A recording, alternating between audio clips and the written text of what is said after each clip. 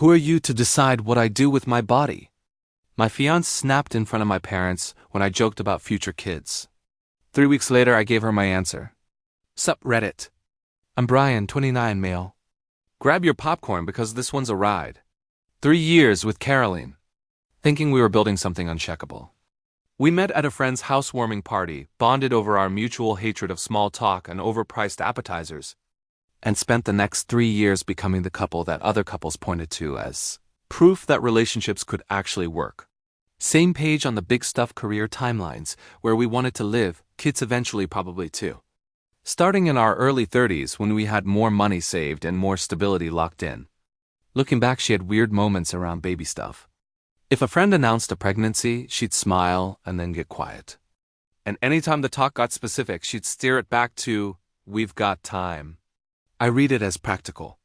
I was wrong. We had a running joke about naming our hypothetical son after my dad's childhood dog, this golden retriever named Chester.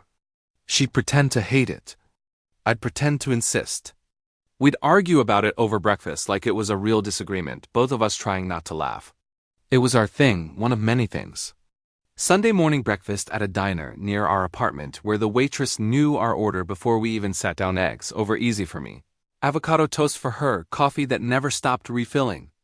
Thursday night movie picks, alternating who chose, with veto power for anything involving puppets or excessive gore. A shared calendar color-coded by category that she'd set up and I'd actually learned to use. Inside jokes nobody else would understand. The kind of shorthand that develops when you spend years learning someone's rhythms.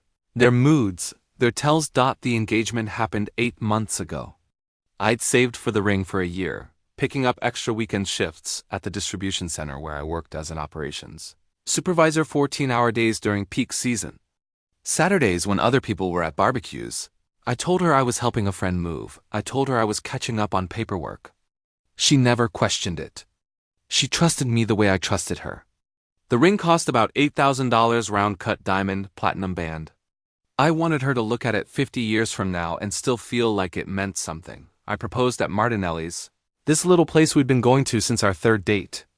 The owner, S., had watched our relationship develop over nearly 3 years of regular visits. He knew what we ordered. He knew our favorite booth. When I called to ask if I could propose there, he practically cried on the phone. Caroline cried when I got down on one knee. S brought out their signature tiramisu on the house 2 spoons, the whole deal. Everything felt locked in. Certain, like we'd been heading toward this exact moment since the day we met. Her parents were thrilled when we called them that night. Her mom screamed so loud I could hear it through the phone speaker. My parents were thrilled when we drove over the next morning to tell them in person. My mom cried and hugged Caroline for about 5 minutes straight. We started planning within a week. Venue research, caterer tastings, DJ meetings. We were organized about it. We made spreadsheets. We set budgets. We divided responsibilities. This was how we worked as a team, splitting the load, building something together. By the time of the dinner at my parents' house, we'd put down deposits totaling about $12,000. Venue booked for next October, a converted barn outside the city that Caroline had found on some wedding blog. She'd shown me the photos one night, her eyes bright with excitement. Can you picture it? I could. I really could. Catering was locked in. Photographer confirmed. DJ was some friend of a friend who gave us a good rate. My name was on most of the contracts since my credit score was better. We weren't keeping score. We were building a life. We'd been living together for 2 years in a 2-bedroom apartment I'd had before we met. Lisa, my name. She paid her share of rent and utilities monthly through Venmo, never missed a payment. Never asked for exceptions. We combined some things but kept others separate. Both our names were on the streaming accounts. Our own names on our own credit cards. A joint checking account for shared expenses that we both contributed to equally. It worked. We worked. I trusted her completely. That was the foundation everything else was built on. 3 years of her showing up, being present, building alongside me. I had no reason to doubt any of it. The dinner at my parents' house was supposed to be a celebration. My mom had been asking to do a proper engagement dinner for months. Something more formal than the backyard barbecue we'd thrown together right after the proposal. She wanted to cook her famous pot roast, use the good china that came out twice a year, Make the kind of fuss she'd been waiting to make since I was old enough to date. My parents had been married 34 years. They understood commitment. They liked Caroline. My dad especially appreciated that she could hold a conversation about something other than herself. That she asked him about his woodworking projects and actually remembered details weeks later. Caroline seemed fine with the dinner plan. A little distracted in the days leading up, but I chalked that up to work stress. She was an account manager at a mid-sized PR firm downtown, handling clients who seemed to exist in a permanent state of crisis. Her workload had been brutal lately. Plus, her sister Bailey had been in town for the past week. Bailey was what my dad would have called a piece of work. She lived in Austin and ran a podcast called Unshackled, woman that had about 40,000 subscribers and a very specific worldview. The general thesis was that women were systematically tricked into domestic servitude by society and should prioritize radical self-actualization over traditional milestones. Marriage was a trap designed by patriarchal systems. Motherhood was a trap that derailed careers and identities. Relationships were acceptable only if they served the woman's journey and could be terminated the moment they became inconvenient. I didn't hate Bailey. I just found her exhausting. Every conversation became a lecture. Every dinner became an opportunity to workshop material. The first time I met her 2 years ago, she'd asked if she could record our interaction for a segment on how women's partners respond to boundary setting. I said no thanks. She'd posted about it anyway, without my voice, but with her commentary about my defensive body language and performative reasonableness. One of her followers had found my LinkedIn and sent me a message calling me a classic covert narcissist. That should have been a warning sign. Bailey saw everything as contempt. Real life was just raw footage waiting to be edited into engagement metrics. The week before the dinner, she'd been staying at our place, sleeping on the pull-out couch, eating our groceries, monopolizing Caroline's attention. I'd come home a few times to find them huddled together, voices dropping when I walked in. Bailey had her phone out constantly, sometimes recording voice memos, sometimes just typing rapidly. Once I walked in and heard her say, "This is exactly what I mean," before noticing me and going quiet. I didn't think much of it. Sisters had private jokes. Bailey left 2 days before the dinner. On her way out, she'd hugged Caroline for a long time, whispering something I couldn't hear. Then she'd looked at me with an expression I couldn't read and said, "Take care of yourself, Brian." Weird phrasing, but I let it go. I was good at letting things go. The night of the dinner, we drove to my parents' place in the suburbs. 45 minutes of light traffic. The house smelled like my childhood when we walked in. Pot roast, lemon polish, old books on shelves that hadn't been reorganized since I was in middle school. For about 90 minutes, everything felt perfect. We ate, we laughed. My dad told embarrassing stories about my little league career. My mom asked about the wedding planning, and Caroline answered with what seemed like genuine enthusiasm. Then my mom asked about the future, grandchildren not pushily, just warmly, curiously, the way moms do when they're imagining a next generation. I made a joke about cribs, a throwaway line I'd made a dozen times before without incident. Caroline's face changed instantly, like a switch had been flipped somewhere behind her eyes. Her smile vanished. She set down her fork with a metallic click that silenced the entire room. "I never planned to be a mother," she said. Her voice was flat, completely stripped of the warmth she'd shown all evening. And I'd appreciate it if people stopped assuming that's on my agenda. The silence that followed was the loudest thing I'd ever heard. My mom's face froze, caught between confusion and concern. My dad sat down his fork slowly. I just sat there, trying to understand what had just come out of my fiancé's mouth. Caroline turned to me. Her eyes were hard. "We've never actually agreed on that. You just assumed. You and everyone else. My body, my choice, my future, my decision. I'm not some incubator for your family's expectations." I looked at her, confused.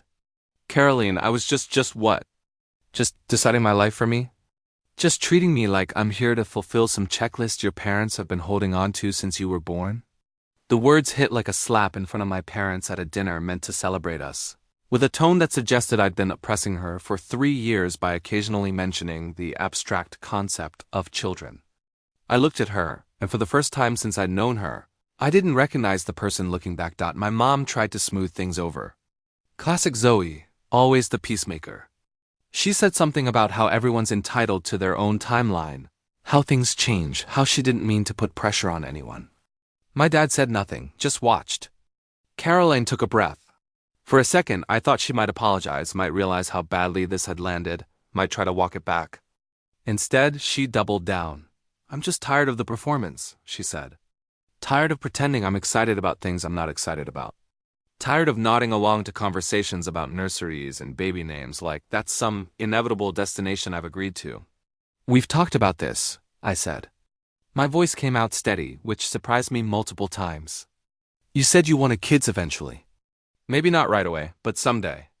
"You said that, Caroline." Not me assuming. I said what I needed to say to avoid conflict. That's what women do.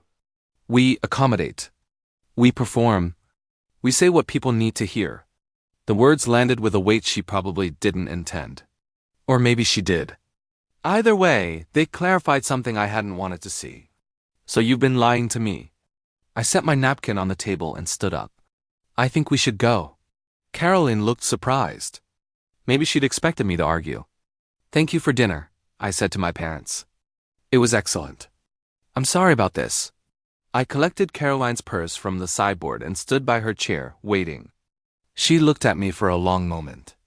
Then she stood up and walked toward the door without looking at my parents, without apologizing, without acknowledging that she'd just detonated something in the middle of their dining room. Behind me, I heard my mom start crying. I closed the door behind us. The drive home was 28 minutes of silence. Caroline sat with her arms crossed, radiating defensive energy, waiting for a fight I wasn't going to give her. Every few minutes, she'd make a small sound, a sigh or a huff, like she was preparing for confrontation. I didn't say a word. When we got home, she went straight to the bathroom. Long shower, the kind you take when you're avoiding someone or gathering your thoughts for battle. She came out 45 minutes later and sat in the chair across from me. "You're not going to say anything? What would you like me to say?" The conversation went in circles for an hour. She blamed me for putting her on the spot. I pointed out she'd ambushed my parents at their own table. She said she was finally being honest. I said she'd been lying for 3 years about something fundamental. At one point I asked what she actually wanted from this relationship, not what she thought she should want, not what Bailey told her to want. Her phone buzzed. She glanced at it. Her expression shifted. "I want a partner who respects my choices without interrogating them. And I want a partner who doesn't hide fundamental life decisions until we're 8 months from a wedding. Seems like we both have things to think about." I slept in the bedroom. She slept on the couch. Her choice. I didn't sleep much. Just lay there in the dark running calculations. I didn't want to run. The next morning felt like the first day after something broke. But before you figured out how badly, Caroline acted like nothing had happened. Made coffee, scrolled her phone, asked what I wanted for dinner. Like we hadn't just detonated something at my parents' table 12 hours earlier. I played along, went to work, came home, ate dinner in front of the TV. We moved around each other like strangers sharing an apartment. Polite. Distant, careful. 3 days in I called James. James was my oldest friend. We'd met freshman year of college and stayed close ever since, despite living in different cities for most of our 20s. He'd moved back to the area about 2 years ago, worked in insurance, and had the kind of grounded perspective I needed when my own head got too loud. He was the first person I'd told when I decided to propose. The first person I'd called when she said yes. We met at a coffee shop near his office. I told him everything that happened at the dinner. The outburst, the never planned to be a mother announcement, the way Caroline had looked at me like I was the problem. James listened without interrupting. When I finished, he took a long sip and set down his cup. "That's rough, man. What are you thinking?" "I don't know yet. I'm still trying to figure out if this is a fight we can recover from, or if I'm just now seeing something that was always there. What does your gut say?" I thought about it. Really thought. My gut says something changed. Or maybe nothing changed and I just wasn't paying attention. James nodded slowly. "Her sister was in town, right? The podcast one, Bailey." "Yeah, for a week, and this started after that." I hadn't connected it that explicitly, but the timeline matched. Everything had shifted after Bailey's visit. "I'm not saying it's definitely the sister," James said. "But I've seen clips from that podcast. That woman could convince a fish to hate water. Just watch patterns. See what you see." Don't assume anything yet, but don't ignore anything either. It was good advice. Simple. The kind of thing that sounds obvious but isn't when you're in the middle of it. We talked for another hour, not about Caroline, about work, about his dating life, about the trip he was planning to Colorado next spring. Normal stuff. It felt good to have a conversation that wasn't loaded. When we split up, he put a hand on my shoulder. Whatever happens, you know where to find me anytime. Over the next few days, I took his advice. I watched. I paid attention to patterns I'd been too comfortable to notice before. The late-night phone calls Caroline took in the bathroom with the fan running for noise. The way she'd minimize her browser the second I walked into the room. The shift in her vocabulary, emotional labor, centering my needs, relationship audit, performative commitment, radical self-prioritization. She talked like she was reading from a script someone else had written, and the more I listened, the more I recognized the source material. Bailey's podcast had become Caroline's background noise. She played episodes in the car, in the kitchen while cooking, in the bedroom before sleep, always loud enough for me to hear. Sometimes I wondered if that was intentional, like she was trying to educate me without having to do it directly. I started actually listening instead of tuning it out. One episode was about the myth of the good partner.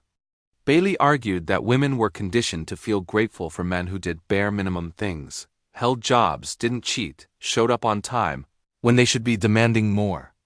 Stable isn't a virtue, she said. Stable is a starting point.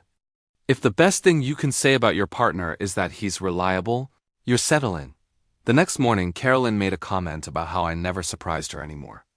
When I asked what she meant, she shrugged and said she just felt like we'd gotten into a rut. We'd been together 3 years. We had routines. I thought routines were a sign of stability. Apparently, they were evidence of stagnation. Another episode featured Bailey interviewing a woman who'd left her fiancé 3 months before their wedding. The woman described her ex as perfectly nice and stable, but said she'd realized he was a placeholder while she figured out what she really wanted. She talked about him like he was a rental car she'd returned when she didn't need it anymore.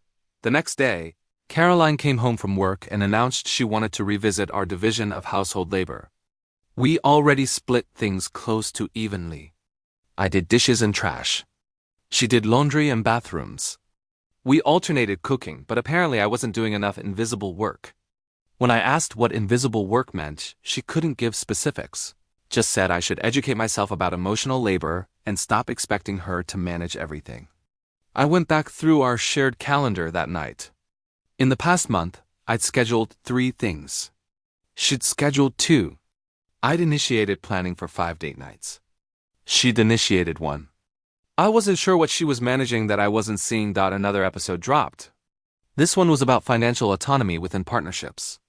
The thesis was that joint accounts were tools of control, that women should maintain complete financial independence even within marriage. 2 days later, Caroline suggested we close our joint account and handle all expenses with separate Venmo payments. When I asked why fix something that wasn't broken, she said it was about maintaining independence. A few days later, she brought up the prenup we'd agreed to skip. Maybe we should reconsider, she said, just to protect both of us, just in case. I noticed she'd stopped wearing her engagement ring around the apartment. When I asked, she said it bothered her skin. She'd worn it daily for 8 months. Never mentioned discomfort once. Suddenly, it was irritating. The physical affection dropped off too. I'd reach for her hand watching TV. She'd find a reason to get up. I'd lean in for a kiss goodbye in the morning. She'd offer her cheek. I'd suggest date nights. She'd have other plans. Always with friends, always vague about the details. The clearest moment came on a Thursday night. Caroline was on the phone with Bailey in the living room, not bothering to lower her voice. I was in the kitchen making dinner, clearly visible through the doorway. I know. You're right. I just need to figure out the logistics before I make any moves. It's complicated when you're this deep in. Pause. No, he doesn't suspect anything. He thinks we're fine. I'm just trying to get my ducks in a row before I blow up our lives. She laughed at something Bailey said. Yeah, I'll call you tomorrow. Love you too. She hung up, walked past me to the bedroom, and said she had a headache and was going to bed early. I stood in the kitchen for a long time after that. The pasta I'd been making went cold. She's already thinking about exit strategies. That's when I started seeing things for what they are and started checking out. But the final nail in the coffin, never saw that coming at all. The discovery didn't come in one clean moment. It came in pieces. The way these things actually happen. The first piece was an accident. About a week after the dinner, I was working from home. Caroline was cooking and asked me to grab her iPad from the bedroom. She wanted to follow a recipe. I found it on the nightstand, picked it up, and the screen lit with a notification preview. Text from Bailey. Did you reschedule the follow-up appointment? They said 6 weeks post-procedure is standard for the check-in. I stared at the words for maybe 5 seconds before the screen went dark again. Post-procedure, follow-up appointment. 6 weeks. I brought her the iPad without saying anything. She took it, glanced at the screen, and something flickered across her face before she smiled and said thanks. I didn't mention it, but I started doing math. The second piece came a few days later. Rosa was a mutual friend. She'd known Caroline since college. We'd been to her wedding last year. Had her and her husband over for dinner a few times. Good people. She texted me out of the blue asking if we could meet up. Said it was important. Said she'd been going back and forth about whether to say something. We met at a coffee shop near my work.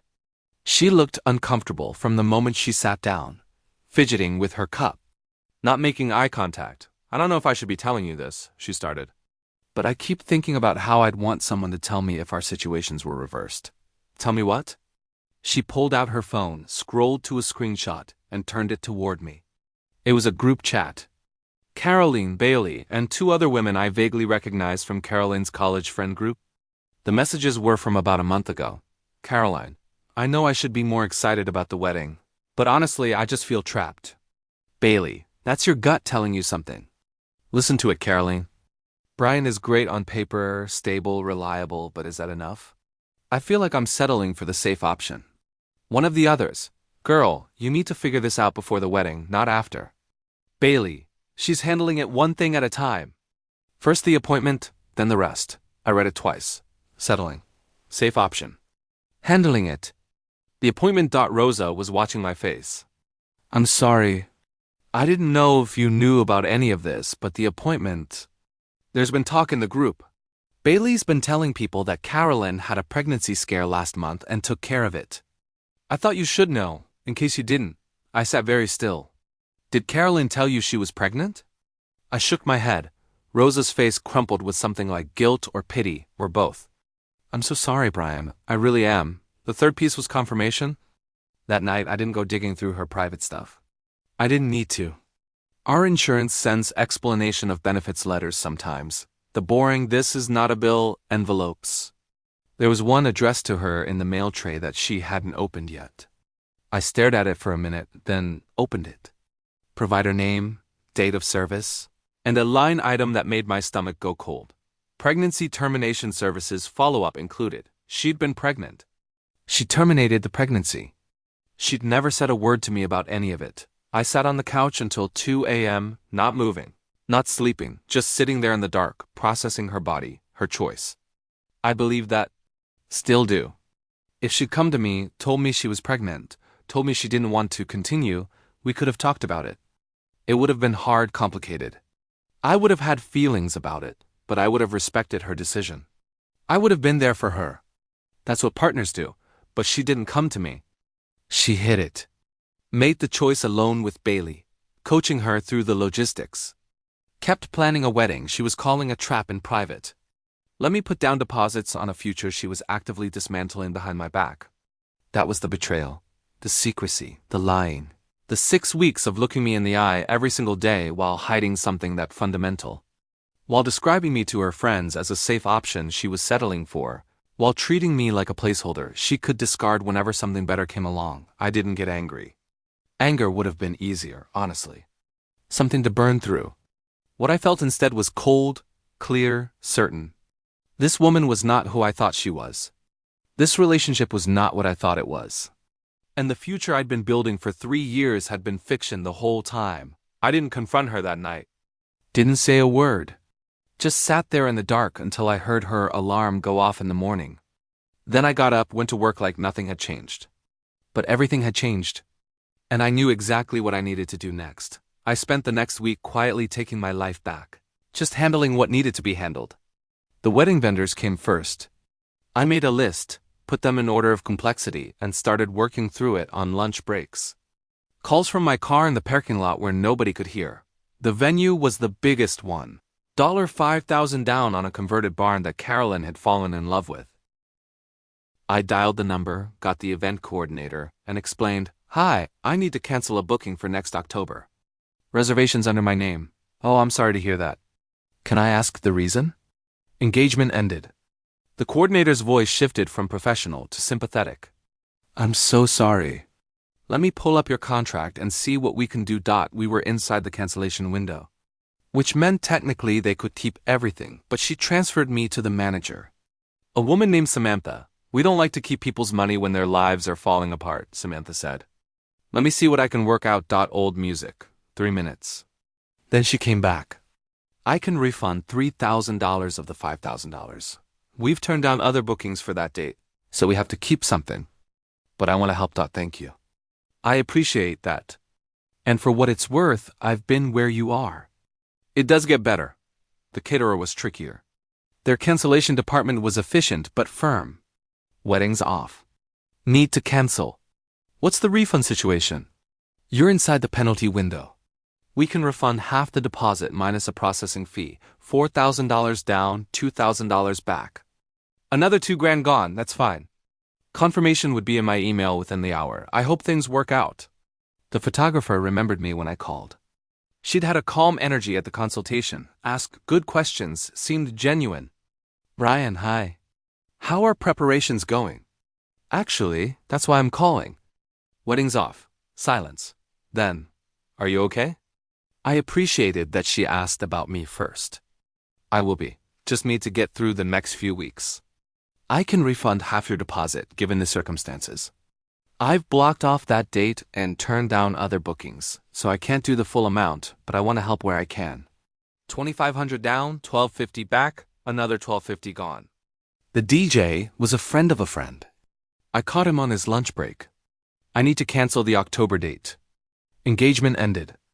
"Ah, man. I'm sorry. I wanted to apologize for the inconvenience. Don't worry about it. October's far enough out. No charge, no hard feelings. Sometimes the weddings that don't happen are the lucky ones. Better to know now." 4 calls, maybe 2 hours total. 12,000 in deposits, recovering about 6.25. The price of learning a lesson I needed to learn. The apartment was simpler than I'd feared. Lease in my name alone. Caroline had moved in gradually and we'd never updated paperwork. I called the landlord, confirmed I was staying, and asked about removing a roommate. 30 days written notice, sent me an email with the date she'd be out. Our joint account had about $3,000. I pulled the statements, figured out what was mine versus hers, and transferred my portion back, left her half untouched. I wasn't trying to win money. I was trying to get free. Changed streaming passwords, removed her from my phone plan, updated my emergency contacts at work. Small things, but the kind that turn into headaches if you leave them alone. The engagement ring was a question I had to think about. I looked up the law in our state. Conditional gift. Ownership got murky depending on who ended things and why. A lawyer would cost more than the ring was worth to fight over. I decided not to fight for it. $8,000.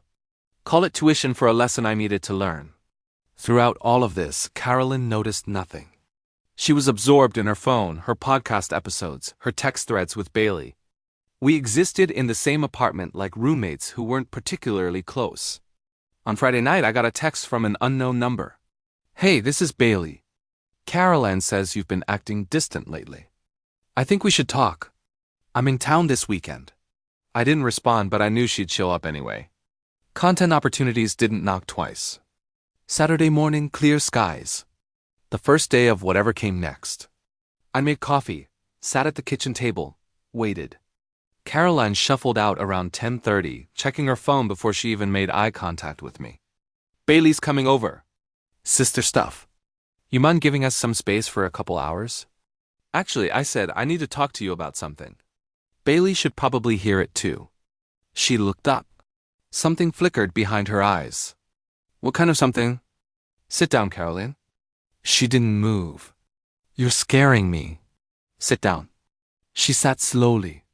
I took a breath, kept my voice level. I know about the procedure.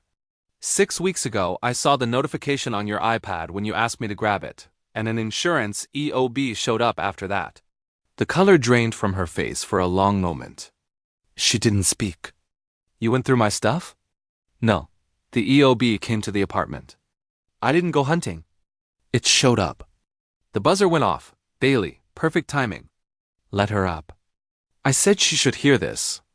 Carolyn walked to the intercom like she was moving through water. A minute later, Bailey came through the door with a shoulder bag and her phone already in hand, screen angled like she was ready to capture something. What's going on? Bailey looked between us. Carolyn, you look pale. What did he do? She's fine, I said. We're having a conversation. You're welcome to stay, but put the phone away. I have every right to put the phone away. This isn't content. If you want to narrate your feelings later, knock yourself out. Not in my living room. Bailey hesitated, then lowered the phone with obvious reluctance. Fine, but I'm staying. Wouldn't have it any other way. I turned back to Caroline. Here's what's happening. I've canceled the wedding. All the vendors have been notified. The apartment is mine. Lease is in my name. You have 30 days to find somewhere else to live. The joint account has been split. Your half is untouched. Caroline's face cycled through shock, denial, confusion. Then the tears started. What? You can't just... We didn't even talk about this. This isn't fair. We're talking now. She tried the first angle, the emotional appeal. Baby, I'm sorry. I should have told you. I was scared. I didn't know how you'd react. Everything happened so fast and Bailey was here and I panicked. Stop, I held up a hand. You weren't scared. You made a decision, hid it for 6 weeks, and kept planning a wedding you had no intention of going through with while telling your friends. I was a safe option you were settling for. She went white. How did you, Rosa? She showed me the group chat. I said, I deserve to know what my fiancé actually thought of me. Caroline's eyes flicked to Bailey for a split second, like she was checking the script, looking for the next line. That tiny moment told me everything I needed to know about who was running the show. Bailey stepped forward, already shifting into damage control mode. This is exactly the kind of reaction I warned her about. Controlling, punitive. You can't end an engagement because she made a private medical decision. I'm not ending it over the decision, I said. I'm ending it over the lies, the secrecy, the 6 weeks of looking me in the eye while hiding something that fundamental. The fact that she's been describing me to friends as a placeholder while I've been planning a future she was actively sabotaging. Bailey's face twitched. She hadn't expected me to have receipts. Caroline tried angle 2, deflection and minimization. You're overreacting. This is one mistake, one secret. Couples get through worse than this. We can work on communication. We can go to therapy. Therapy with someone who's been describing me as a placeholder to her friends for months? No thanks. Caroline tried angle 3, bargaining with promises. We can work through this. Couples therapy, individual therapy, a break while we figure things out. Whatever you need, Brian, I'll do whatever you want. I love you. You don't get to love someone you've been lying to for months. You don't get to call it mistakes when you had a whole support system helping you hide things. This isn't a misunderstanding. This is who you are. She shifted to angle 4, righteous indignation. The tears stopped. You know what? Maybe I did settle. Maybe you're exactly as boring and controlling as Bailey said you were.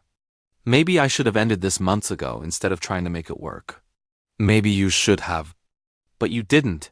You stuck around while I paid for wedding deposits. While I planned a future you were actively undermining. That's not settling, Caroline. That's using someone. The room went quiet for a moment. Angle 5. The threats. Her voice hardened. If you do this, I'll tell everyone what kind of person you are. I'll post about it everywhere. I'll make sure everyone knows you abandoned me over a medical decision. I looked at her for a long moment. Go ahead. Tell whatever story you want. Post whatever you want. I'll tell the truth. I ended an engagement with someone who lied about fundamental things while planning a wedding she never intended to follow through with. People can decide for themselves. She had nothing left. The manipulation playbook was exhausted. The tears weren't working. The threats had bounced off. She just sat there, looking smaller than I'd ever seen her. I stood up. The ring. Keep it. Sell it. I don't care. Consider it severance. Severance. Cheaper than a divorce would have been if I'd married you and found out all this 2 years from now. Consider it a mutual win. I grabbed my jacket, walked toward the door. I'm going out. When I get back, I'd appreciate it if you'd started making arrangements. 30 days. I paused at the door, looked at Bailey. Great podcast, by the way. Bye. Really educational. You should do an episode about this one. Call it When Unshackling Goes Wrong. I'd tune in. Bailey's face went through about 5 expressions in 2 seconds. Behind her, Caroline was still sitting at the table, staring at nothing.